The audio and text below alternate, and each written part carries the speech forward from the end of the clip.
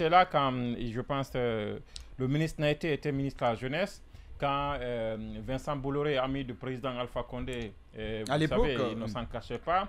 Et Alpha était tout joyeux de recevoir en Guinée son ami qui est Vincent Bolloré, qui est venu inaugurer la Blue Zone de Kaloum. Et peut-être c'était son idée de créer des Blue Zones à Conakry. Il en a même fait, il y a une à Kaloum, une, je pense, en face de la Casse. Il y en a à Sonfonia également. Et une autre à Kagbélé. Et c'était l'inauguration de la Blue Zone de Kaloum. Et ensuite, à cette époque-là, il y a eu des bruits qui couraient, comme quoi le président Alpha, qui avait aussi des difficultés comme le CNRD en ce moment, sauf que lui c'est un vieux politicien, il sait s'y prendre, qui avait la volonté de maîtriser certains médias. À l'époque c'était Espace, à l'époque c'était de Lynx FM. Il n'est pas parvenu. Canal, Vincent, selon les informations à l'époque que je n'ai pas pu recouper encore, avait voulu racheter notamment Lynx. Le président Alpha avait donc cette volonté d'avoir, c'est-à-dire que la volonté de maîtriser ces médias. Il parvenait de toutes les façons, de plus ou moins, hein, on sait comment ça se passait aussi à ce niveau, mais ces médias ont résisté quand même à l'idée de revendre à Bolloré, qui serait de revendre en fait à Alpha, lui permettant permettant à Bolloré, à Vincent, de régler un problème pour son ami président Alpha, qui se sent gêné par la presse indépendante que représentait à l'époque Espace et Lynx. Alors, de voir que le même Vincent avec la même société aujourd'hui qui est Canal, parce qu'aujourd'hui, quoi qu'on dise, ça m'amène à dire que la liberté d'expression en Guinée aujourd'hui dépend en partie de la France, parce que Canal est détenu par une société française et Bolloré, il a encore des intérêts. Hein, et c'est vrai qu'ils sont en train de revendre des actions en ce qui concerne les représentations de Bolloré en Afrique et tout ça. Mais c'est quand même insidieux de faire ces rapprochements, mais je pense que ce n'est pas inutile de les faire. Et si une société française de droit français accepte de jouer à ce jeu-là, d'être un instrument politique d'une junte au pouvoir, ce serait vraiment donner raison à ce qui se passe au Mali, à ce qui se passe au Burkina, à ce qui se passe au Niger, où les populations se rendent compte en réalité que la coopération française n'est pas à l'avantage des populations, mais que celle-là est capable de soutenir même des tueurs à la tête des pays. On a suivi le discours de l'ambassadeur de France après cette transition. On a vu qu'ils étaient en difficulté. Ils ont dit qu'ils ne vont pas perdre une deuxième fois la Guinée, parce qu'avec le CNDD, ils ont en quelque sorte perdu l'influence en Guinée à l'époque et tout ça.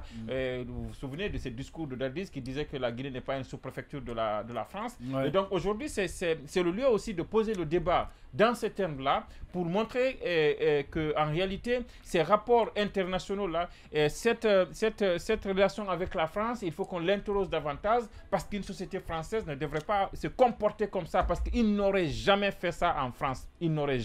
Canal n'aurait jamais pris la responsabilité de décrocher. C'est pourquoi il faut les poursuivre à partir de la France. Un média français sur le sol français, ils savent que c'est carrément impossible. Mais si on se rend compte de ce dont... C'est une bavure. Effectivement. Oui, c'est plus qu'une bavure, justement. C'est plus qu'une bavure. C'est inexplicable ce qui est en train de se passer en ce moment.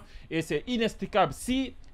pour le moment, on n'a aucune preuve que l'État français, que l'ambassade de France a des implications dans ça. Mais si, parce que c'était le cas, je pense que ce serait scandaleux pour la France. Et ce serait donner raison à ces peuples ouest-africains, notamment qui pensent aujourd'hui au Sénégal. Pardon, je ne parle pas du Sénégal. Même au Sénégal. Même au Sénégal, c'est déjà fait. Je pense que... c'est acté. Ça veut dire que la France a déjà perdu ce pays. Parce que cette France-Afrique... Le Mali et le Burkina Faso. Cette France-Afrique, sinon on n'aurait jamais compris qu'un État comme la France condamne le coup d'État au Mali, déroule le tapis au Tchad et se fait semblant de soutenir une junte au pouvoir à Conakry ici. Et c'est inexplicable. Donc je pense que les jours à venir, il faut que chacun prenne ses responsabilités. Il faudrait que ce qui est en train de se passer, que chacun se démarque. À défaut de se démarquer, on donne raison à ceux qui pensent qu'il y a des mains noires. Et c'est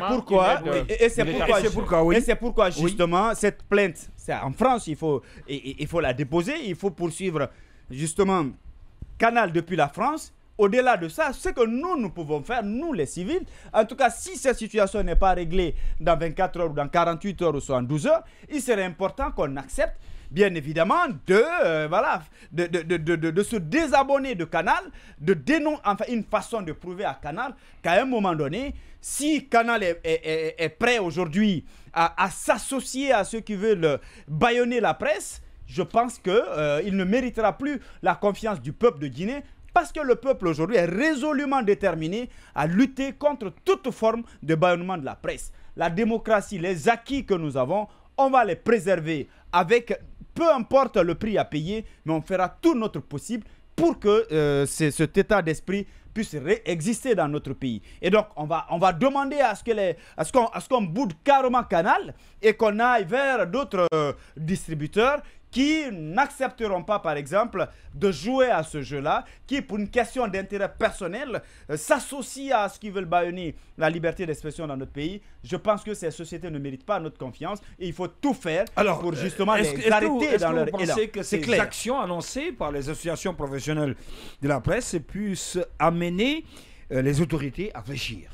Alors, moi je me dis que, en tout cas, les autorités ont intérêt. Parce que maintenant, malgré l'annonce à mon avis, moi je pense qu'on est... On voit que toujours ça, on va le demander un prix. C'est que je sais. Vous savez, cette situation, il faut l'analyser avec beaucoup de discernement.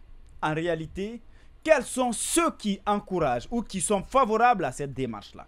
Il faut d'abord qu'on essaie de les nommer, de les dénoncer. Ça, c'est un premier aspect.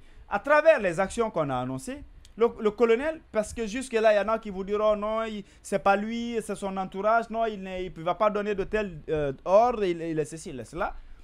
Toutes ces batteries de mesures annoncées, c'est pour justement nous permettre de comprendre quels sont ceux qui sont pour justement le bâillonnement de la liberté de la presse dans notre pays. Parce que on suppose que si on fait une journée sans presse, d'abord, à partir de ce jeudi jusqu'au lundi, s'il n'y a pas de négociation, si personne ne s'intéresse à ce problème, si on nous laisse aller vers la synergie, vers des journées sans presse, on comprendra que c'est une position commune qui est partagée par tout le gouvernement, qui est validée par le président de la transition. Et comme cela, on va aussi agir parce que ce sont des étapes.